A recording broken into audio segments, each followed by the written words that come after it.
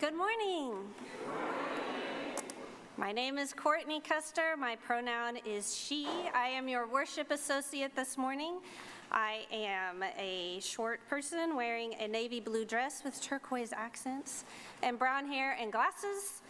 Welcome everybody to First Unitarian Church. Welcome in the building and online on YouTube. If you are joining us virtually, you are invited to introduce yourself in the comments and say where you are joining us from.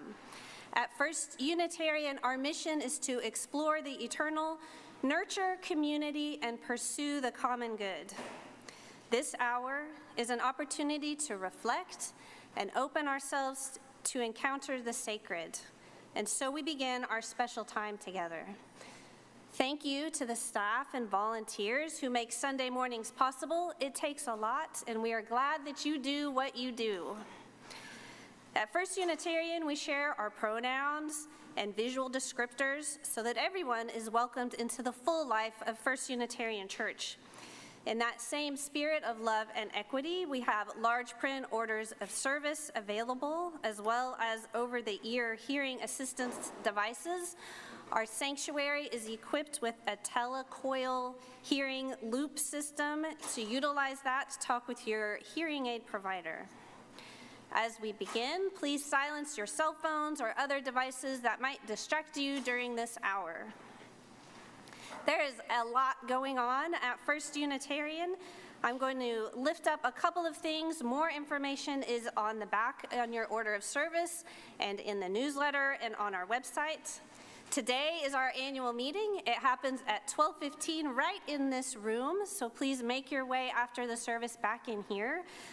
In that little gap of time between the service and the annual meeting is your chance to use the restroom or take a bite if you need a little bite of something, drink of water, what have you. The annual meeting will start promptly at 12:15. If you are a member someone who has been a member since at least April 7th, 2026, you are eligible to vote, a member in good standing. At the meeting, we will elect officers for next year, we will vote on the budget, and attend to other church business. Child care during the meeting for all ages will be on the playground outside. We'll have a parent volunteer and child care workers from the littles up all ages. Child care will be on the playground. In addition, I want to let you know that we will be continuing 10 o'clock adult religious education classes in the summer in the meeting room, which is the room kind of on the other side of the sanctuary that you can get to through Daniel Hall and going back that direction. In June, we will continue small group discussions with Dirk Nitzel, and then in July, we will kick off a world religion series with Michael Givell. I want to call your attention to one more event, which is the Pride Parade. There's two in Oklahoma City, and one of them happens today.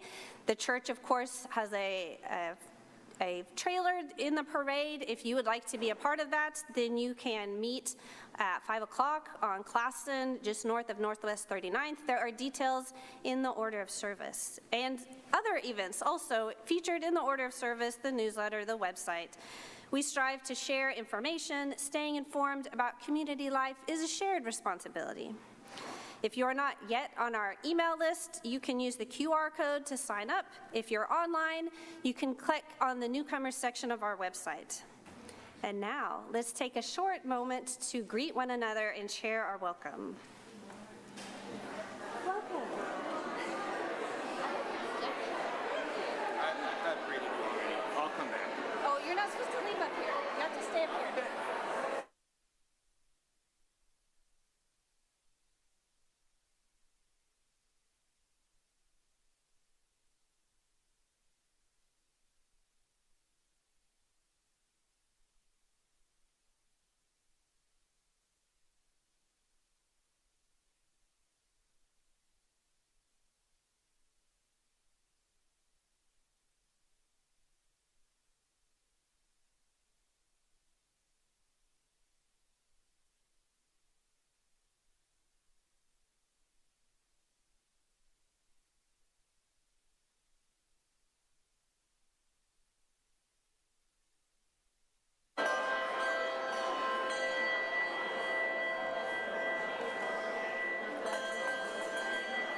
Thank you, thank you.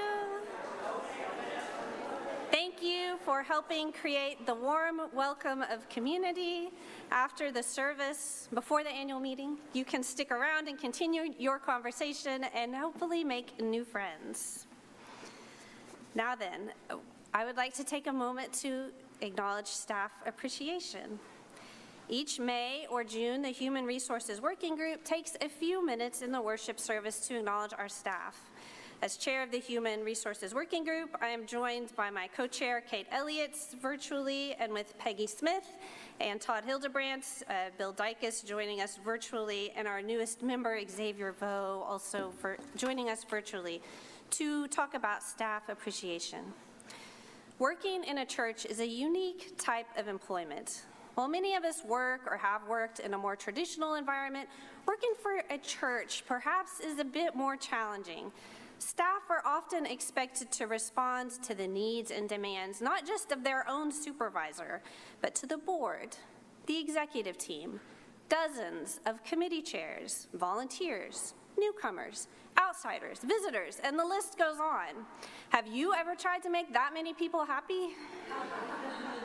But they do it, and I'm repeatedly floored by the depth and breadth of what our staff can and does do on the regular. The nature of their work requires that they're often working not just during regular business hours during the day, but in the evenings when volunteers are available, and of course on the weekends. For this team, the job is more than just a way to earn money, but it's a way they live their values in the world. So we'd like to share a few accomplishments from our staff this year, and I'll invite Peggy to begin.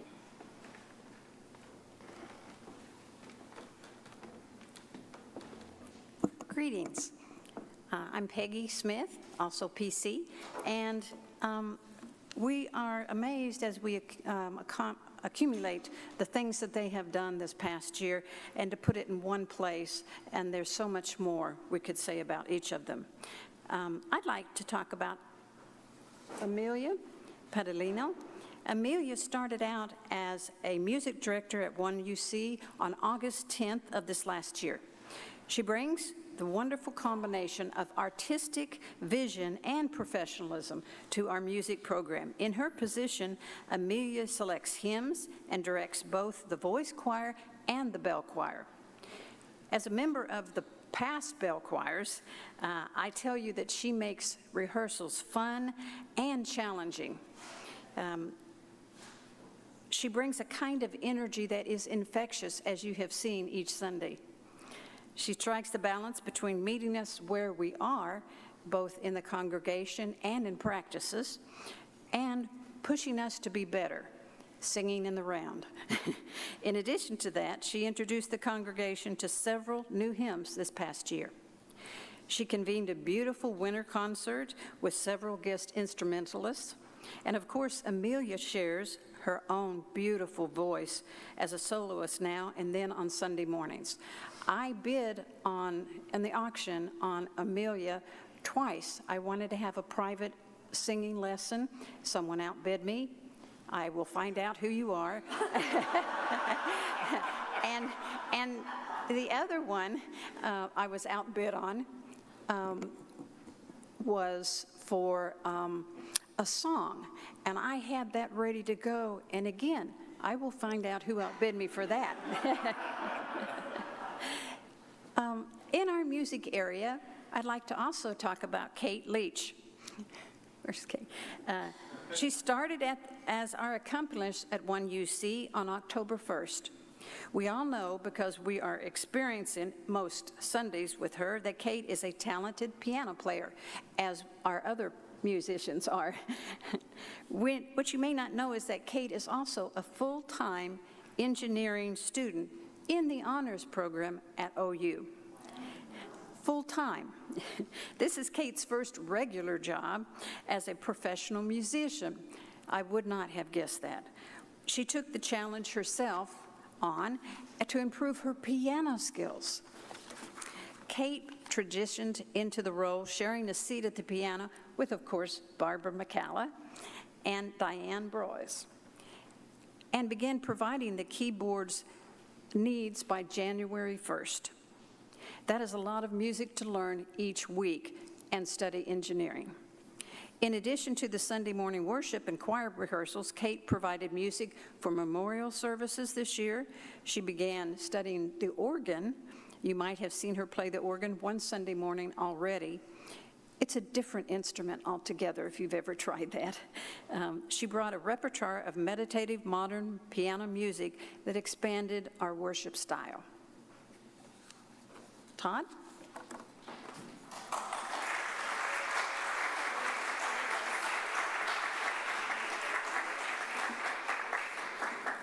Whoever outbid PC at the auction, you're lucky. She doesn't know who you are because she keeps our HR working group in order.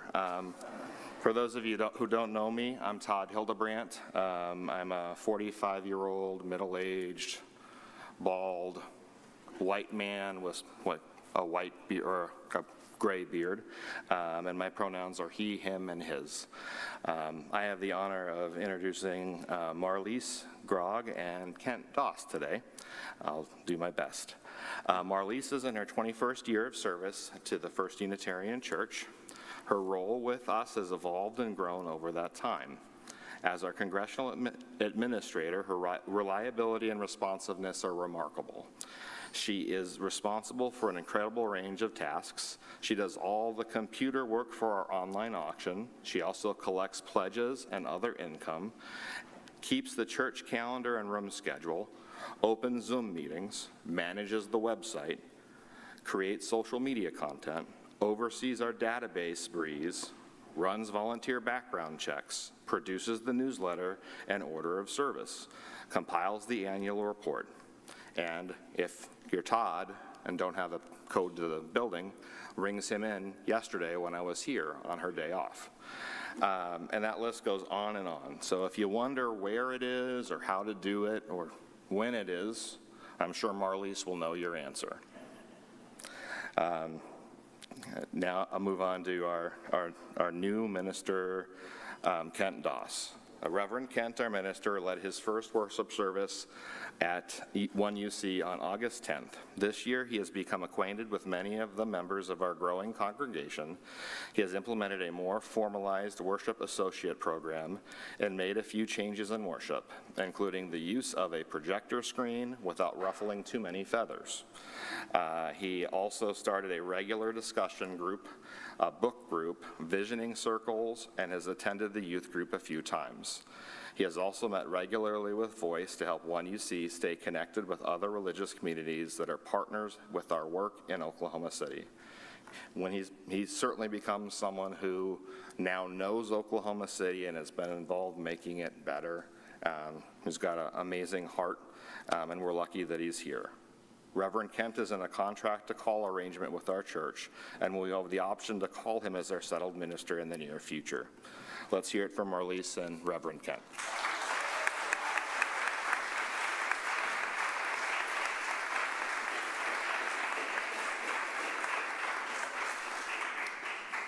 The last two employees that I wanted to recognize are two that maybe you don't know, which are Angela Menifee and Kamira Colliver, who are our child care workers. Angela and Kamira very reliably keep our nursery staffed every Sunday.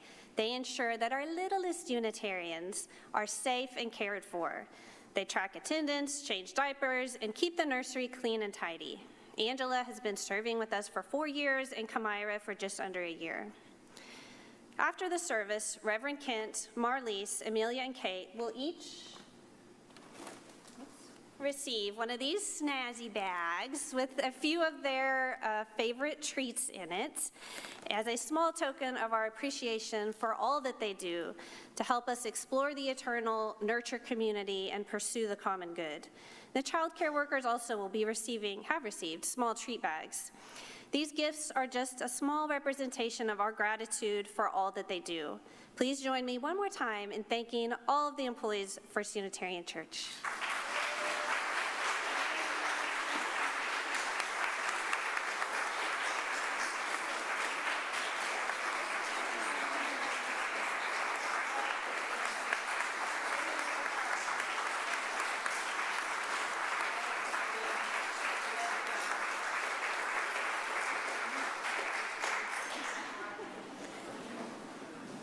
And now we will light our chalice. As we light our chalice, if you're joining us online, please light a candle or a chalice right where you are in our building. July Allen will be lighting the chalice here.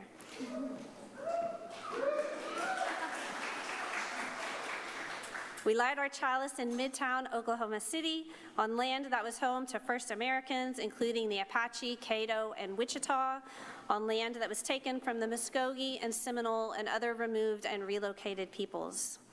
Our chalice lighting words are an acknowledgement of Pride Month and come from Lori Gorgas Lobbin. We light our chalice flame for those who lived their lives in closets of shame, for those who furtively visited the bars where nobody knew our name, for the Stonewall riot and the fierce trans women who fought. We light our chalice flame for these, for all our siblings of the rainbow, surviving, living life out in the open with pride.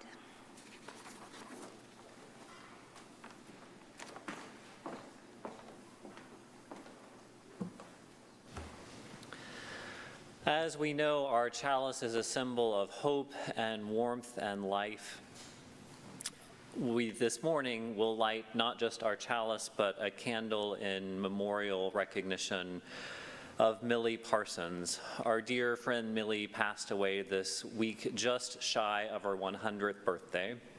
Millie was a pillar of this congregation for decades and will be deeply missed by this congregation. I'm in conversation with her daughters about planning a memorial service. It will probably be later this summer, but we will definitely let you all know when that takes shape. But for now, we'll light a candle and have a little short moment of silence in honor of our friend Millie.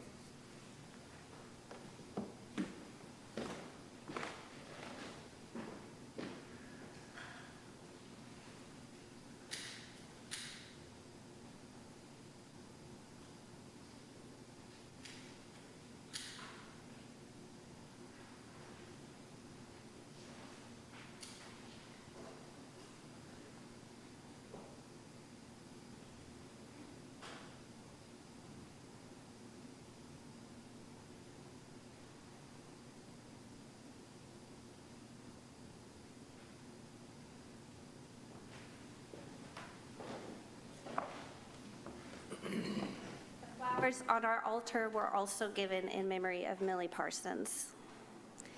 Will you please join me now in reading the covenant of our church? The words can be found in your order of service. Love is the spirit of this church, and service is its law. This is our great covenant, to dwell together in peace, to seek the truth in love, and to help one another.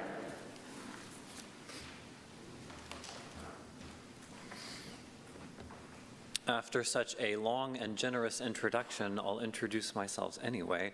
I'm Reverend Kent.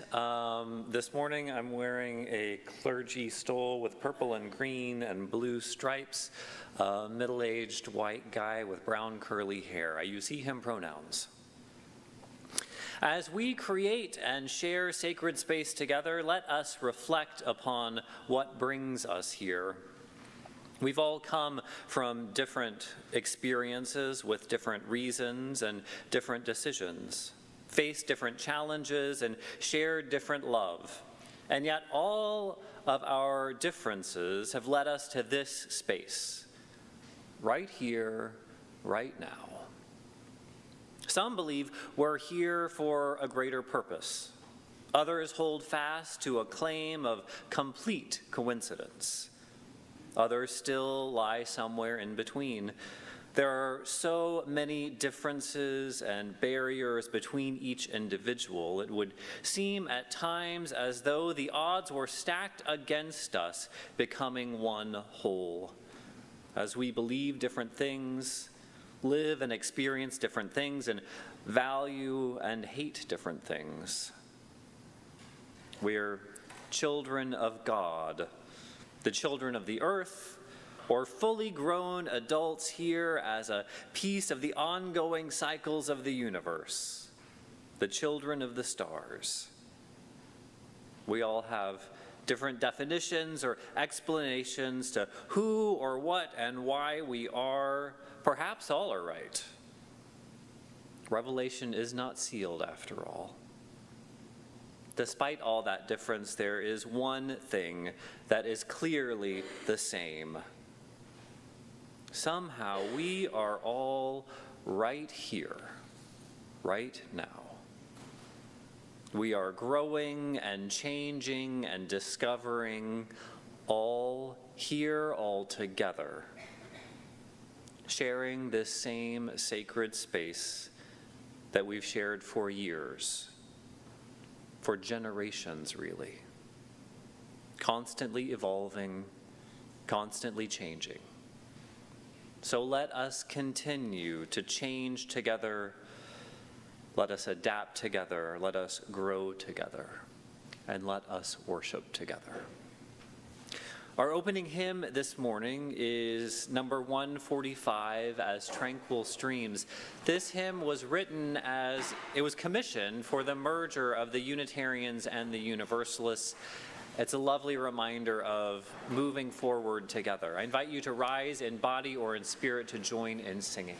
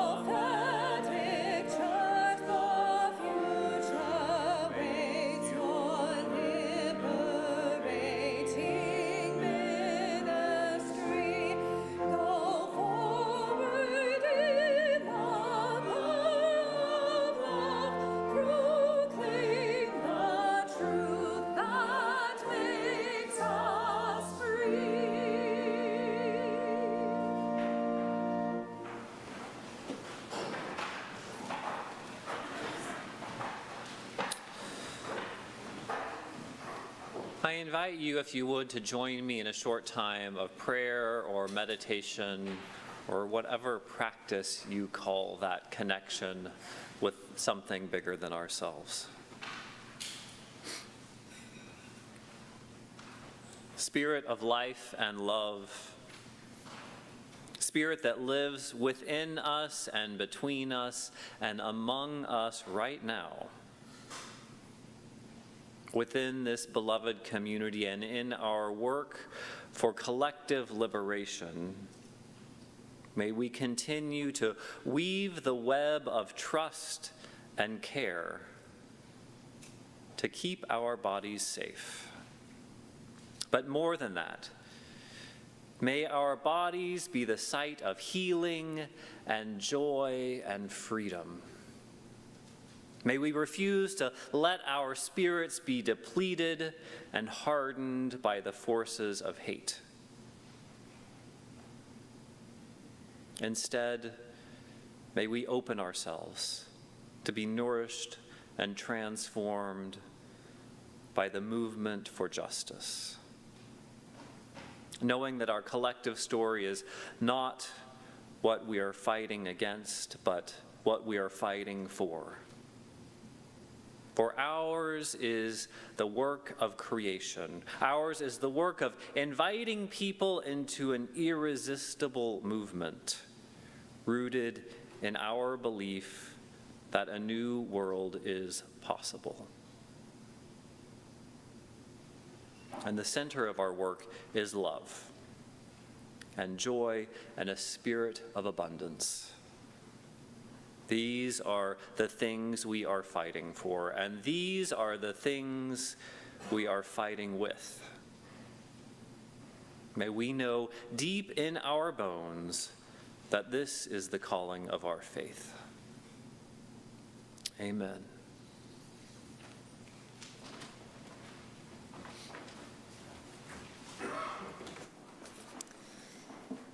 When I think of democracy and decision-making, I can't help but think about how leadership and power play into that. We learned about different types of power, such as positional power, in one of the 10 o'clock adult religious education classes last summer. Positional power is power gained by virtue of the position you hold, such as being a supervisor. That formal leadership is often the first kind of leadership that comes to mind when we talk about decision-making. Leaders occupy positions of power, such as at a job, to make decisions about small things like how particular tasks will be done, but also about large things like the direction of a company or an organization. Leadership appears in many aspects of our lives. Leaders and power exist outside positions of authority, such as in volunteer roles. Look around you. You can't look very far without seeing someone who has a leadership role in some form or fashion in this church, such as a committee member, a committee chair, a board member, or some other type of volunteer. From my point of view, even parenting involves leadership. We are a distant cry from the type of institution that espouses husbands as the head of the family with all family members subordinate, but there are still leadership roles in families and in households, between siblings, even in planning the annual Christmas lunch. All of these types of leadership involve decision-making, and I have found that how a decision is made is just as important, if not more important, than what the decision is. Over and over again, I have found that gathering input and seeking consensus in decision-making has better results than just making the decision and moving on, even when I'm in a position to do just that. For example, as the compliance chief at my job, it's kind of my job to tell people like what they're doing wrong. And as we were digging into a new area that was ripe for an audit, I asked the manager whose work we were inspecting what it was he wanted us to focus on. And by letting him tell me what he wanted us to look at, I got his buy-in so that when we delivered the findings, he was invested in remediating the errors. Or, to shift gears, as a mom, when I find one of my darling angels has broken a rule or done something they shouldn't have, I sometimes ask them, what do they think the consequence should be, rather than me just meting out the punishment that I think that they have earned. All the way around, when we invest in the process of making a decision, recognizing how important it is as a leader to seek the feedback or as a participant to provide the feedback, we will end up with a stronger, more effective decision. Generosity is a core value of Unitarian Universalism that we practice every Sunday when we take the offering. Everything that you drop in the offering plate this morning, unless otherwise designated, will go to this month's Change for Change partner. This month, our Change for Change partner is Imani's Village. Imani's Village is committed to enhancing birth outcomes for mothers and babies in the Black community. They exist intentionally as a response to the alarming infant and maternal mortality rates in Black communities. Their goals are met primarily by training community doulas and providing free doula services to Black birthing families. You can learn more about them and their mission on the web at imanisvillage.org. That's IMANIS village.org. As we enjoy the offering music, Our ushers will pass the offering plate in the sanctuary. Online, you can make a gift through the One UC website, or you can send a check to First Unitarian. Just write "change for change" in the memo line. The ushers, please come forward.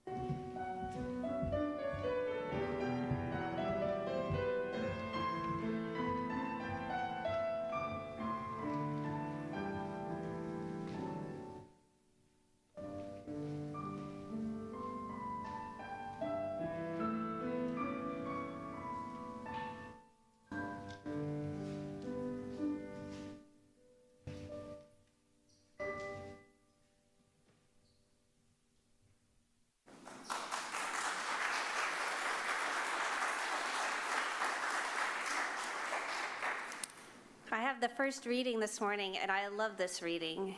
It is by Krista Tippett, called "Living the Questions." I also find a question to be a mighty form of words, and I've learned a few things about questions. I've learned that questions elicit answers in their likeness, that answers rise or fall to the questions they meet. We've seen this. We've all experienced it.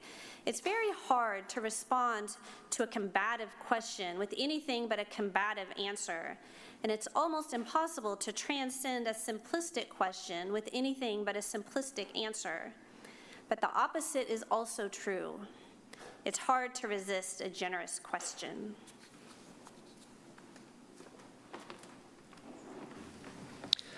And our second reading is from Reverend Marta I. Valentine.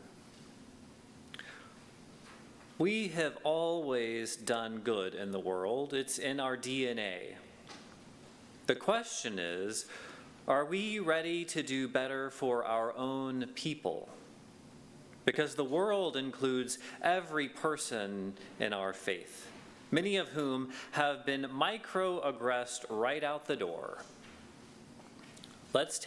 Let's Marie Kondo our unfaithful practices and release what no longer serves us and make room for what will.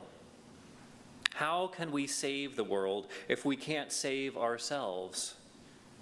Remember, I say this because I love you and I need you to survive.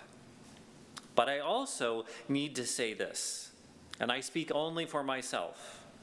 I am running out of truths to tell and ways of saying them.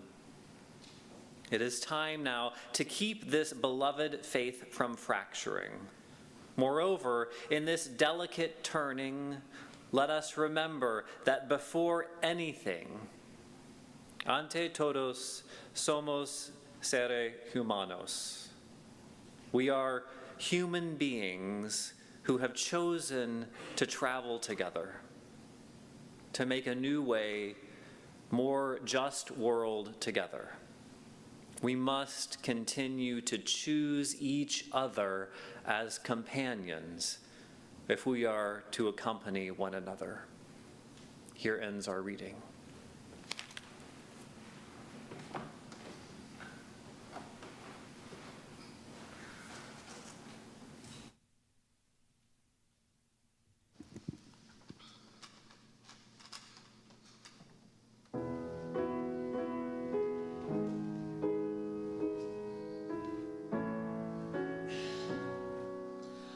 Go out and tell our story, let it echo far and wide. Make them hear you, make them hear you.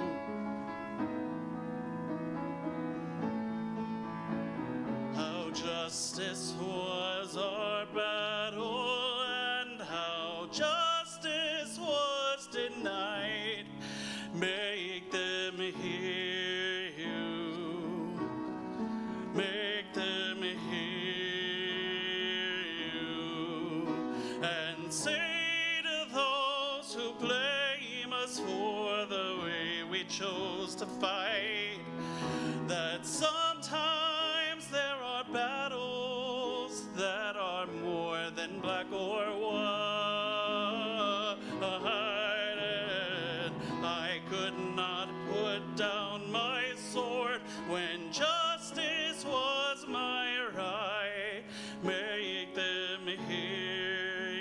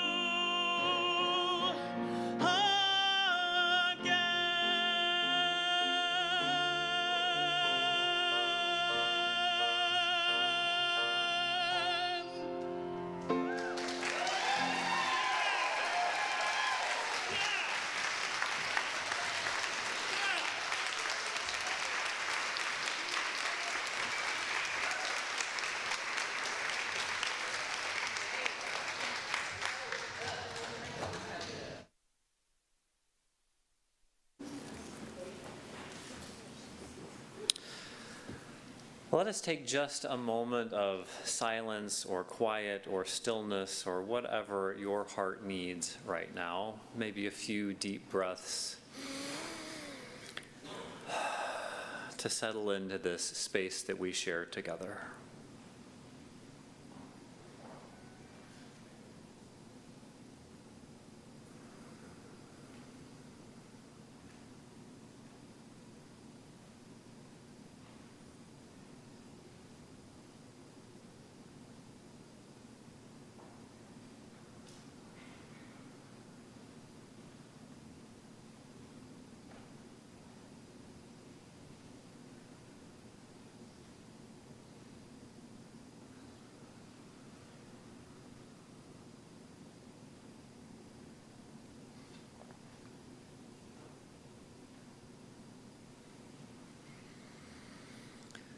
Namaste. Amen, shalom, and blessed be. So as you know, today following our worship service, we have our annual congregational meeting. To some, that feels like a formality. We'll approve an annual budget and elect officers as officers to the board and fill a few other positions. It's significant stuff, but none of it is controversial or contentious, thank goodness. It feels a little bit like going through the motions. I want to suggest to you that going through the motions, exercising the democratic process, and maybe even disagreeing a little bit in a civil manner is vitally important right now. In all sorts of ways and for all sorts of reasons, in the United States, we seem to have lost the ability to disagree well. Within this smaller community where we are knit together by common values, we have an opportunity to practice democracy and disagreement. I'm sure it's no news to anyone in this room that our democratic institutions are fragile right now. To be useful to our wider world, to be about not just tearing things down, but also building up, we must practice the skills at the core of our faith. Practicing democracy, even within this little 242-person community, matters. In church life, we sometimes talk about different ways of making decisions. We talk about consensus. But actual consensus making is a little more complicated than we sometimes recognize.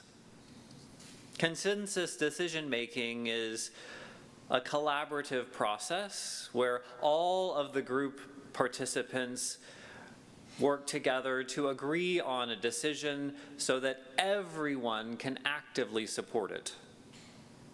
The goal is to ensure every voice is heard, all the legitimate concerns are addressed, and to find solutions that the entire group supports.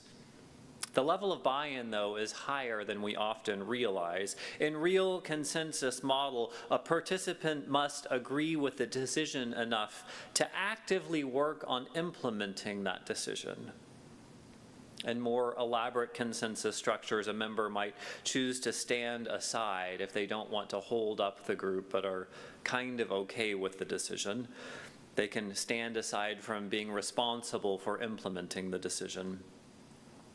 You probably know the bottom line issue in consensus-based decision making is everyone has to agree. If a core concern remains unaddressed, any individual can formally block the proposal, forcing the group to continue looking for creative, different solutions. There are actually a lot of boxes to tick in the formal consensus model. In all my years of ministry, I have never seen a formal consensus model used in congregations. Occasionally, a very well-bonded group or committee will find itself informally into doing real consensus-building work. Consensus making is incredibly time-consuming, and the trust required limits the size of the group that it works well with. There are lots of strengths, though. Consensus building leads to really creative solutions, and it creates a deep buy-in and shared responsibility among all the participants.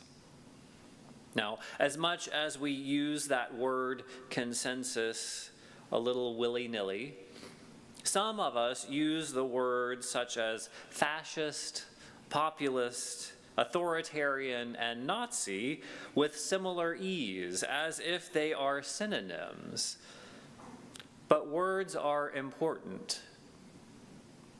When there is a clear and present danger to our country and the people we love, it's worth naming that danger accurately.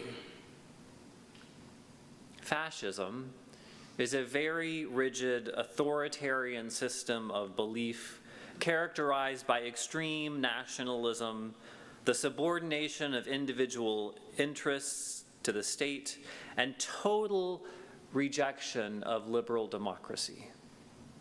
It advocates a one-party state led by a supreme leader.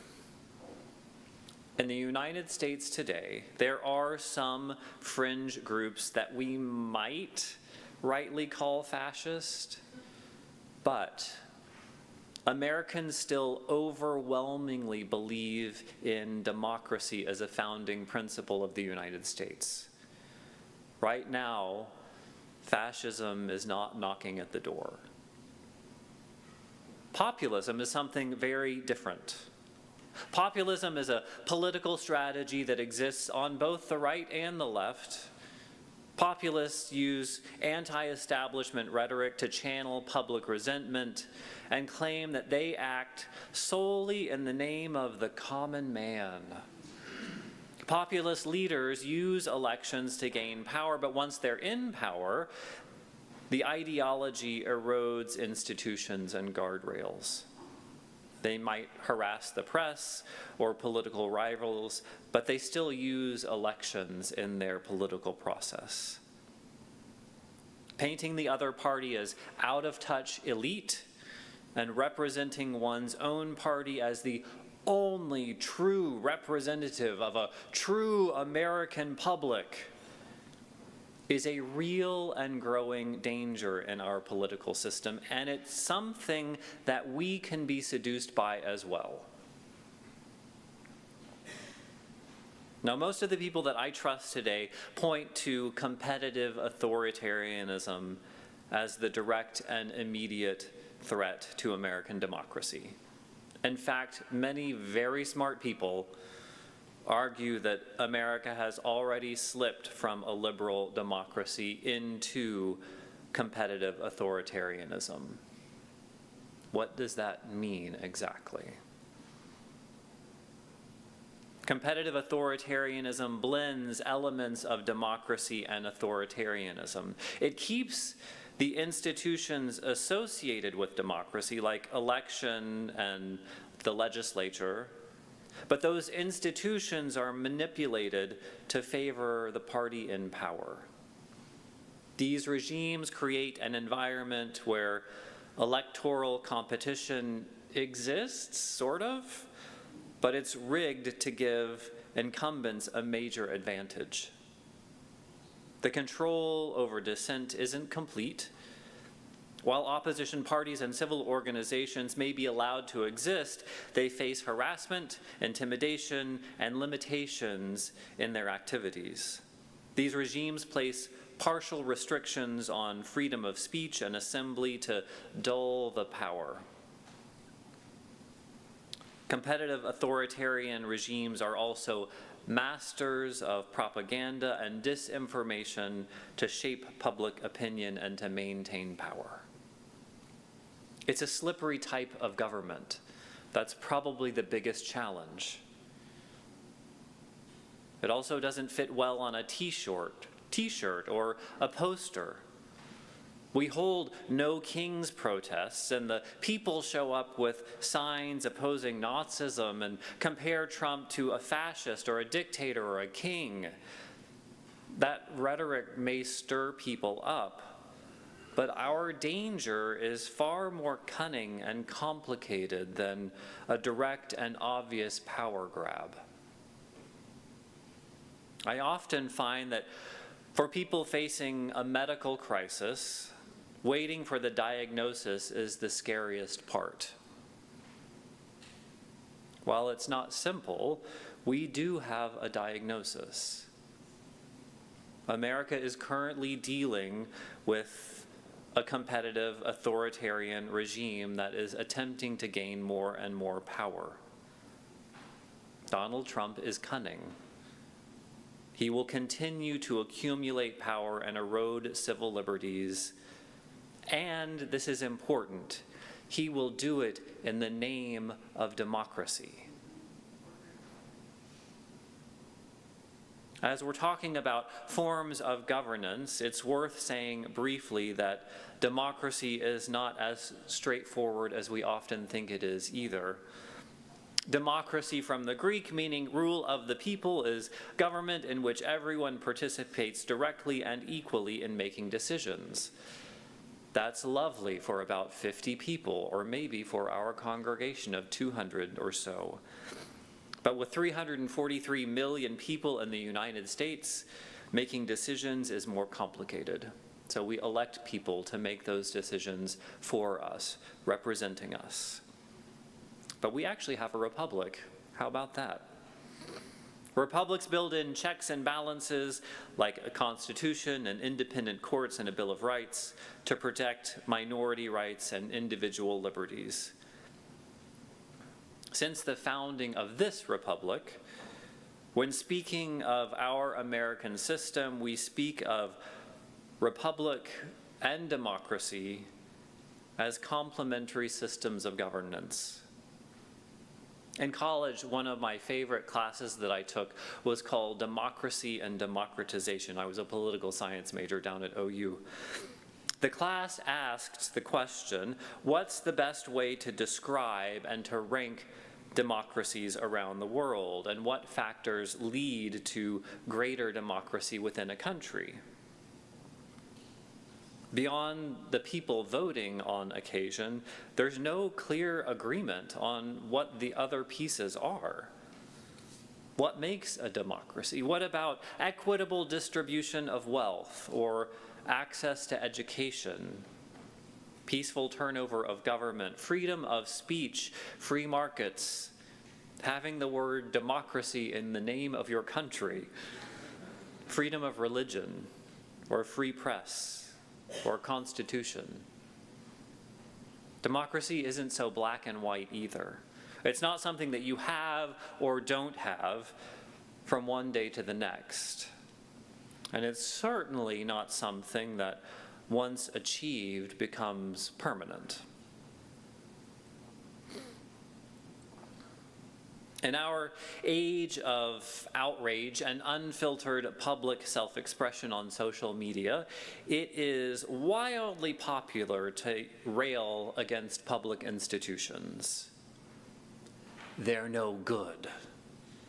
You know, the proverbial they, the faceless enemy who is making my life more difficult. Now, this declining trust in institutions is more than just a feeling that you and your neighbors have. It's measurable. Only 17% of Americans trust the federal government to do what is right. That is horrible. Last year, the Pew Charitable Trust reported that 67% of adults viewed the federal government as corrupt, and 85% felt that elected officials do not care about the concerns of everyday people. Trust in public education, though, is at a similar level. Gallup reports that public trust in education is at a near record low. Satisfaction of in K through 12 public schools is at 35%. And 7 in 10 Americans now feel the higher education system is headed in the wrong direction. The public has an even worse impression of media. Again, from Gallup, just 28% of Americans expressed a great deal or a fair amount of trust in major media to report the news fairly and accurately.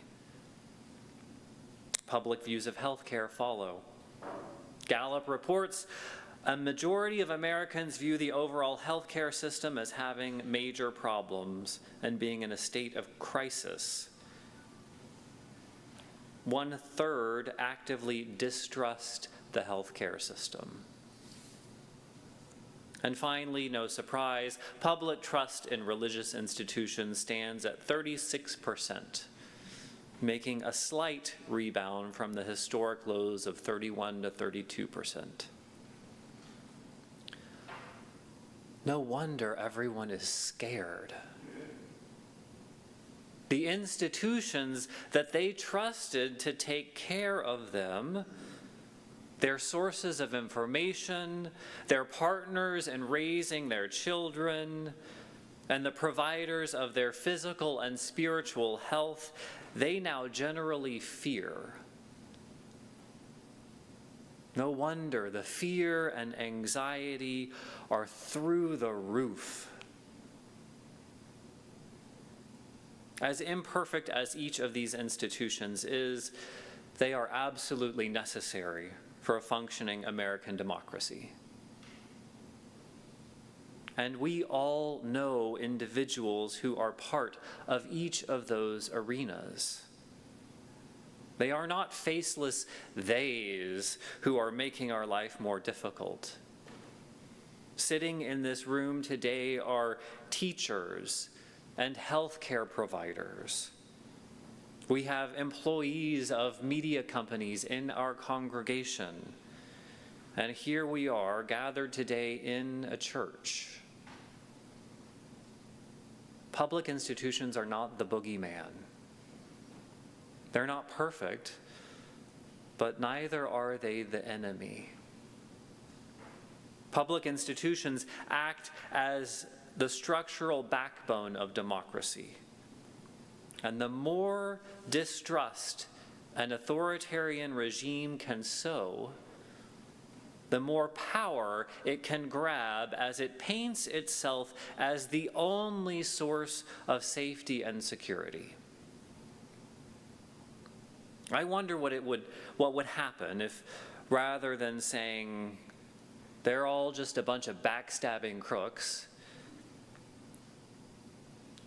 whether about the media or the schools or healthcare or our government, what if instead we realized, we're disappointed. Our institutions are better than this. And you as individuals are smart people. We can do something better. What if, rather than condemning our leaders, we simply said, we know you're capable of doing better. American democracy is fragile right now due to a few very bad actors. But the founding principle is a good one. Our political system has tremendous potential. Many brilliant people have invested their lives in a career of public service. Yes, we used to call politicians public servants once upon a time. This week there was a bit of news in the Unitarian world that you may have heard about that's related to this. The Defense Department reduced the number of religious affiliation codes and removed Unitarian Universalism from those codes that service members could officially identify themselves with. So far, yes, I see a lot of confused faces at the moment. With a whole slew of other minority small religious groups, the Department of Defense no longer recognizes Unitarian Universalism as a religion with which our service members can identify. So far, our chaplains are still working, and so far, people are still able to access support for their religious inclinations, but we are keeping a very close eye without completely freaking out. For generations, UU service members have served this country in various capacities. We will continue to support them in that role. As you know, democracy is the fruit of vigilance.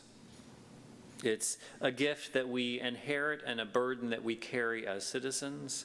But democracy is more than a particular form of governance. It's a reflection of our core UU faith. We as Unitarians believe in the inherent worth and dignity of every person. We believe that people, when given the opportunity, will choose what is best for themselves and their fellow human beings.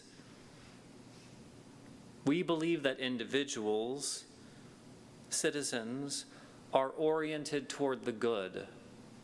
And if they have the freedom to do so, they will follow that good for themselves and for the community they live in. We also believe that people are at their best when they gather in community. You and I and everyone we know are better people when we live in relationship. And democracy as a political system requires a relationship among its citizenry. It requires that people come together in the public square to discuss, to trust, sometimes disagree, to make decisions, and ultimately to build a sense of relationship. It's an inherently community-building form of government.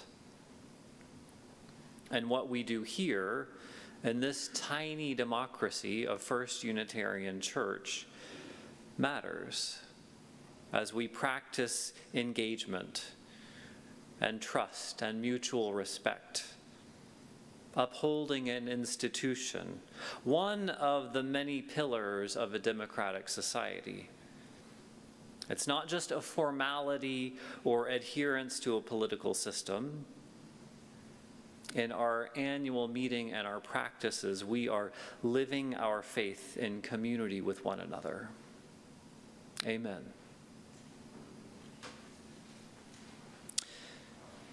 Our closing hymn today is in your green hymnals. When our heart is in a holy place, I invite you to rise in body or in spirit to join in singing.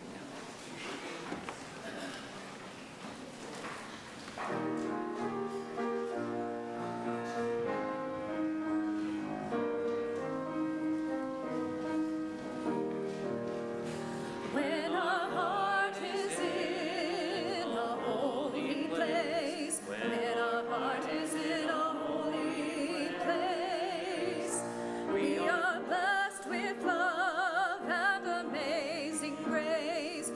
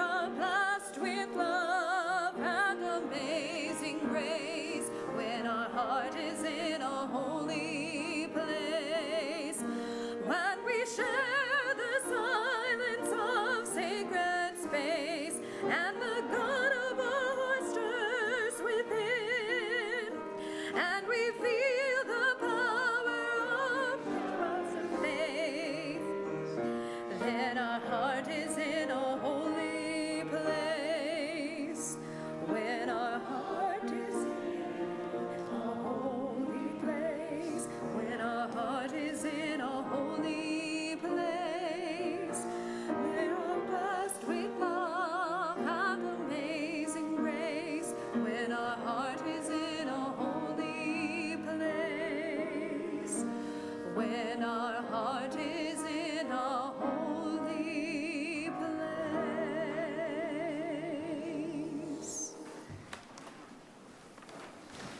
If you would, please be seated.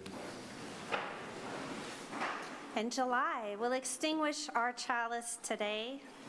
Our chalice extinguishing words come from the book Lifting Our Voices. It's number 206, written by Brian Keeley. The chalice is extinguished, but its light lives on in the minds and the hearts and the souls of each one of us.